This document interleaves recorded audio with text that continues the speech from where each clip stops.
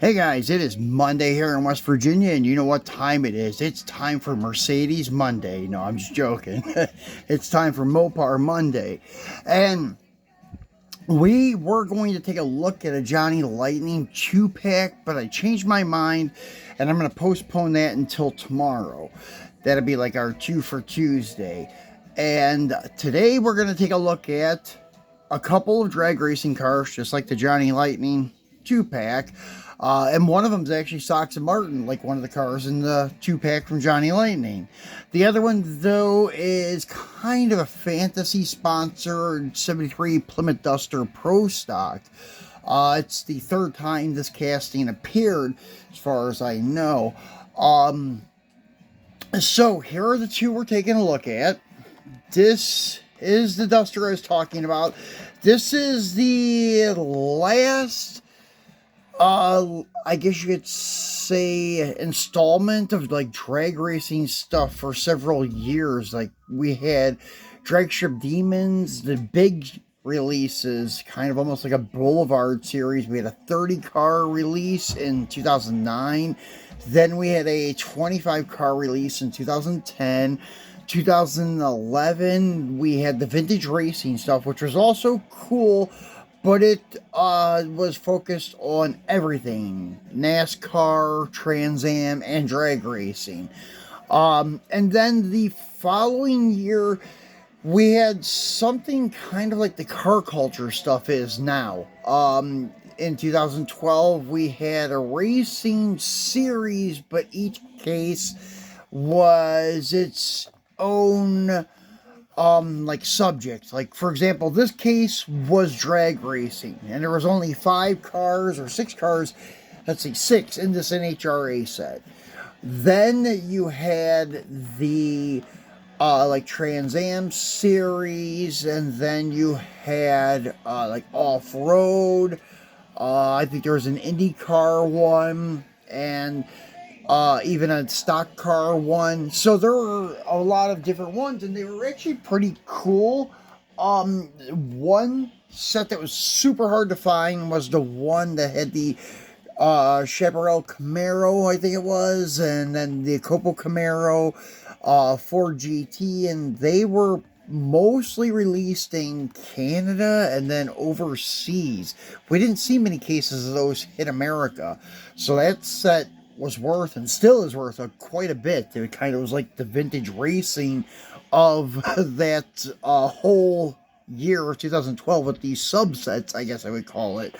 And anyways, after that, we didn't see much racing stuff appear again until, I don't know if I'm remembering right, maybe like 2016, when our car culture stuff, when they started calling it car culture, started hitting. And we had stuff like the Japan Historics, and then we had like the trucks and so forth when they were still in the small cars.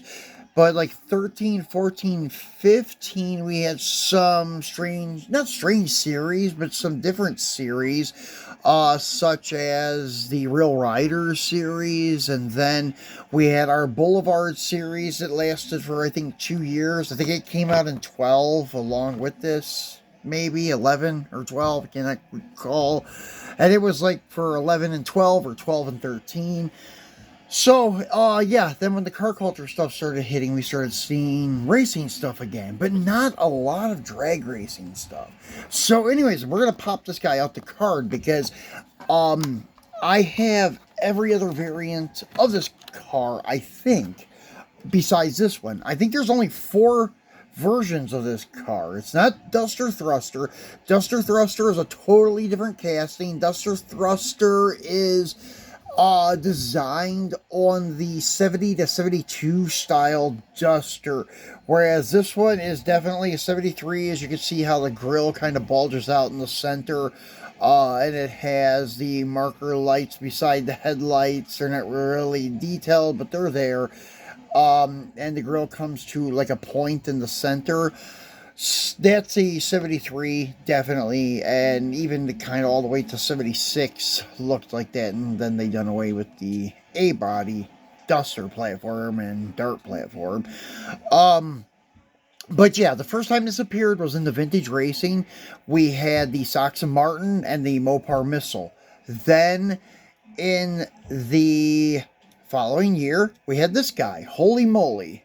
And this is the made up, I guess, bracket racer. I mean, there could be something out there that inspired the Hot Wheel designer to have this paint job and this slogan or idiom, holy moly, when something's very impressive. But yeah, pretty cool. Has like a centerline or chrome reverse wheel, Firestone white lettered slicks, and such. Doesn't look totally tubbed out. Maybe like how these A bodies were good for. You can move the wheel tubs into the frame and get a pretty decent sized slick. It doesn't look as good as what the Sox Martin and Mopar Missile did, but it's still a pretty sweet casting. And you have detailed tail lights and such. Pretty nice looking ride.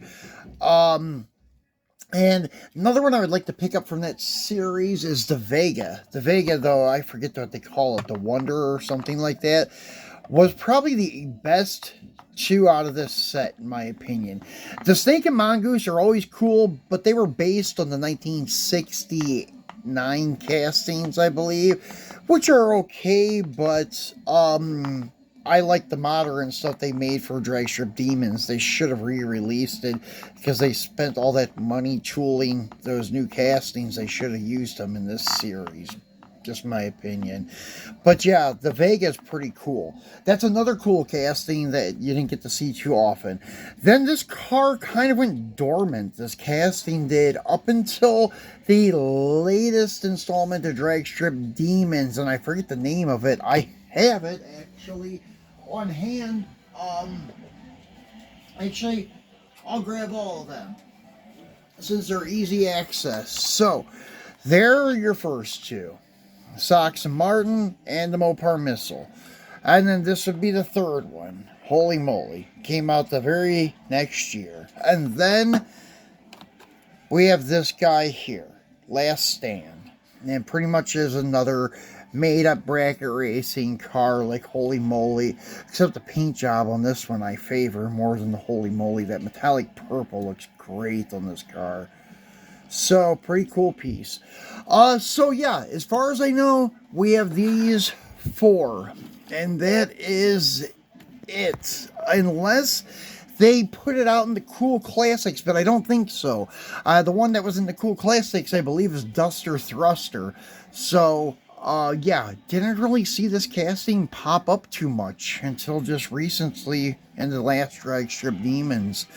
Then the next one we have for unboxing, and we'll move through this quickly. This is the Sox Martin Super Stock Barracuda, and I wish they would have used a bigger wheel and tire on the back of this, such as their Duster. They can fit it on this car. We've seen it in the Phil's garage, Larry's garage lineups. They have a bigger wheel and tire on it, and this is one of the two wheel variants in these Dragstrip Demon series. The Sox Martin Barracuda here came with these, and at the time I thought these were going to be the common ones, the 5 slots. I thought the big 5 spokes, and when I say big 5 spokes, I'm referring to the 5 spokes like on the yellow 69 Charger, that style wheel.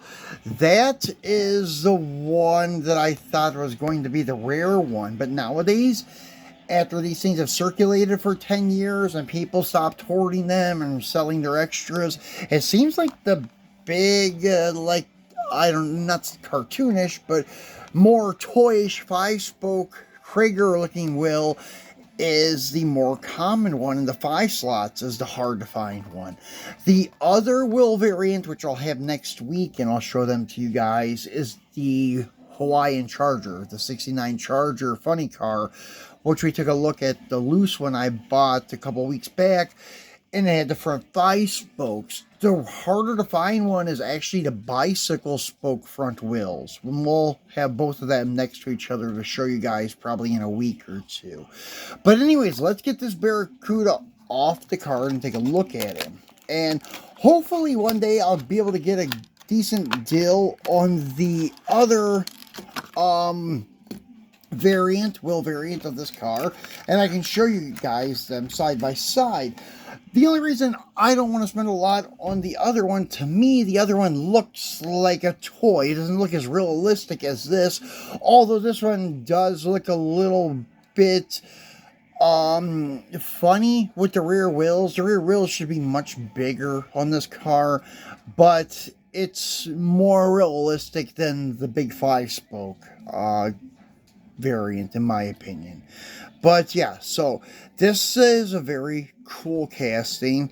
One of the only times they actually used this casting for what it should have been is an actual race car. They did make the other Bill Styles, I think, car, and we have that over there in our Mopar collection. That's the other variation of this that popped up in Dragstrip Demons. And I'm just surprised they have not released this car again with that style back wheel and tire on it and such, and released it with some other names on it, because this is a very popular car in the late 60s that they ran in Superstock.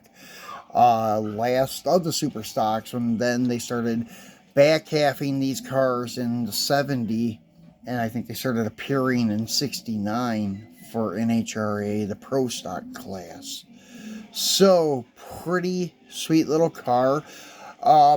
But yeah, that's pretty much it for our Mopar Monday, guys. We'll be back again tomorrow, and we'll be cracking open a 2-pack from Johnny Lightning, and we'll be taking a look at another Sox Martin classic and a Dick Landy classic. And then one day, we're going to show you all the Sox Martin and Dick Landy cars together. Maybe a couple other guys too, because I have a lot of variants of their race cars to show you, and seeing them all next to each other is really cool, and plus it helps tell the story and the history behind them a little better.